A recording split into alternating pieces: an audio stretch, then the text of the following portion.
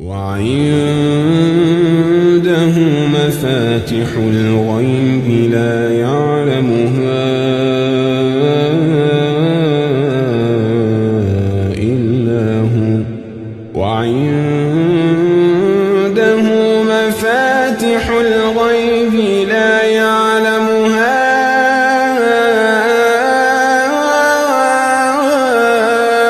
إلا هو ويعلم ما في البر والبحر وما تسقط من ورقة إلا يعلمها ولا حبة في ظلمات الأرض ولا رطب ولا يابس إلا في كتاب